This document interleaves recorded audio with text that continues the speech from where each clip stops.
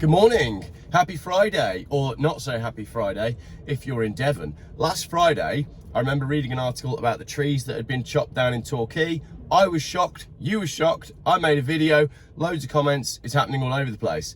A week later, another Friday, another batch of trees have been chopped down. And if you're wondering where I am and what car I'm in, you'll have to watch my Christmas special, which is coming out on Boxing Day, electric car versus diesel car, over 400 miles. This is Pembrokeshire. Anyway, horrified Devon village in shock at felling of 100 ancient beech trees. I'm not editing this video. Google the story and you'll see the pictures. These trees are huge and they are beautiful. They're also out in the middle of nowhere. Outrage in Collerton Raleigh after trees felled by government agency without consulting the community. Does this sound familiar? Not much happens in the sleepy village of Collerton Raleigh. This is from The Guardian, by the way, where almost half the residents are retired. So local walkers were horrified when they woke up one morning to an act of environmental vandalism that left behind the maimed stumps of 100 ancient beech trees. They've woken up to it. It's happened overnight again. We need to investigate why councils are chopping trees down in the middle of the night, because it ain't right. I'm a poet and I don't know it. Residents in the East Devon community are grieving the loss of the beloved trees, which were located in a special conservation area and a site of special scientific interest, home to lots of local plants and animals, after they were felled by a government agency without consulting the community or council. What is going on here? An application was made by a local landowner to the Forestry Commission, a branch of the Department for Environment, Food and Rural Affairs, DEFRA. It would not comment on individual cases, but said all decisions were taken in line with its standards. Sounds to me like this is a local landowner. So if you're in Devon, right, go and find out who has done this, because this is an act of cultural vandalism and it needs to be punished.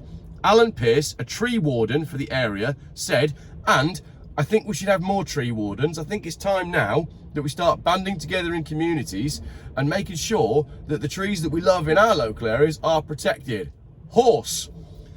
It certainly ought to be a fairly wide consultation because it's part of our heritage. Grown out hedges that go back hundreds of years. Once they're gone, you're talking about 200 years to regrow. The stumps look, nearly all of them, perfectly sound and solid. I can't see they can say that they were diseased or dying. We're meant to be planting trees, not felling them. Great point. He said people were absolutely horrified, with one walker in tears over the decision, which he suggested may have been taken in order to improve grazing land on the adjacent field. It's very odd this, it just stinks to high heaven. Fiona Carroll, another resident, said many people walk in this area as it's part of a large expanse of heathland and they're at a loss as to why this has been allowed to happen. These were, in my view, valuable landscape and wildlife trees situated along an extensive ancient Devon bank. The roots had grown into large supporting structures, giving many a distinctive look. My current impression is that this destruction is nothing short of an act of environmental vandalism. Why is it okay for the likes of Just Stop Oil to ruin things like Christmas trees? Did you see that one they did recently? They sprayed orange paint all over a beautifully prepared Christmas tree. That's all right, and they don't get punished, but this stuff is allowed to happen. The people that have cut these trees down, I'm not going to say it, but they should be hanging from something. It highlights how intrinsically bound up things like trees, the environment and conservation are with our culture. Said Ewan MacDonald, not Ewan McGregor, who researches how people engage with the environment at the University of Oxford. Why do you need to research how people engage with the environment? It's weird, that is. The value of trees gathers importance with age, so I can see why removing them is upsetting. Okay, now we're getting to the root of it. See what I did there? There's a man that moans every time I say, see what I did there in a video. I can't help it.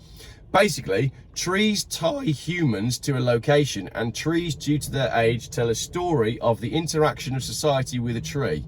It's important, they matter. But if you lop them down, you're basically saying everything that's gone before is now gone and irrelevant.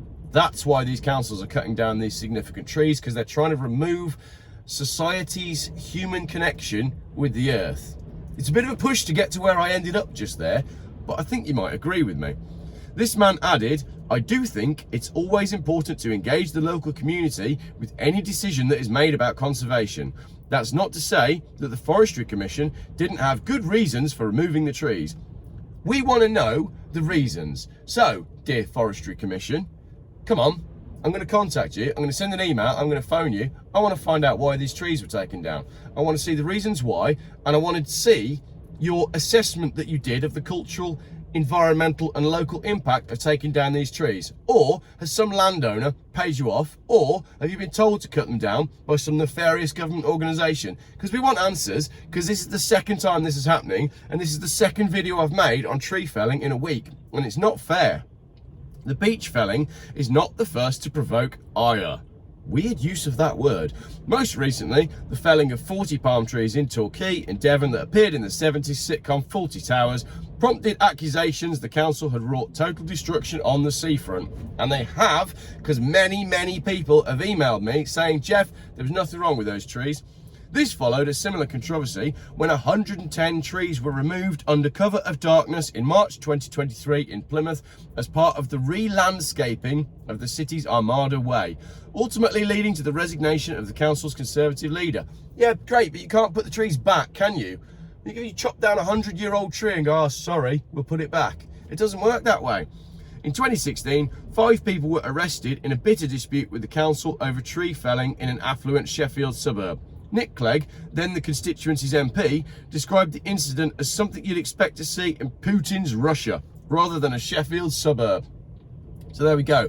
Another Friday video, and another bunch of trees cut down for no reason.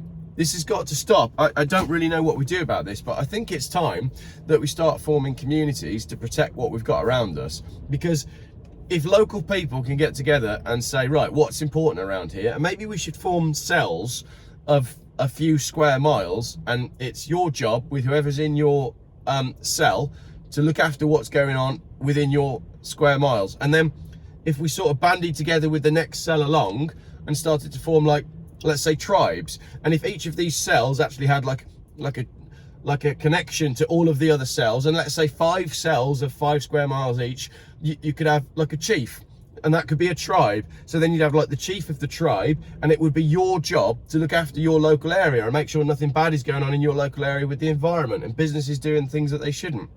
And maybe they could like police themselves as well. These tribes could be self-policing. And then we could have real core values, and we could appreciate, well, hang on a minute, that's the old way that we used to do it, isn't it? Living in tribes, small numbers of humans banded together in like family groups with one chief that everybody respects and some elders that look after all the people and look after all the land. Yeah, that's the way we used to do it. It's almost like the advent of capitalism and industrialization has removed our connection to nature and each other, and now we're all just individuals, and we've totally lost track of what it means to be a human being.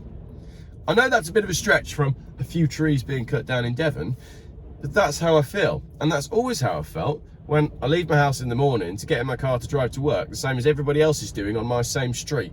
What if we all just banded together? We'd all work less, eat better, and hang out more. What a hippie ending to that video. Now it's time for me to drive back to the Shires, Worcestershire Shire, and edit all of this video from this epic adventure, 400 miles, EV versus diesel. And if you've worked out what car I'm sat in, fair play.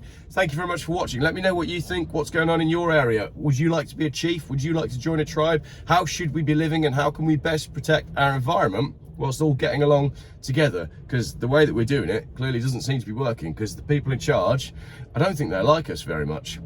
Did you like the horse? I like the horse. I like the fact that a horse ran past in the middle of my video. Beautiful. What a lovely spot. This is Newgale Beach, by the way, in Haverfordwest, just outside St David's. Yeah, love it. It's absolutely blowing a hoolie, but this car is nice and quiet because it's a luxurious machine. The person who's driving the electric car is currently sat on a retail park at McDonald's having a coffee, waiting for his car to charge. I'm at the beach. Thanks for watching.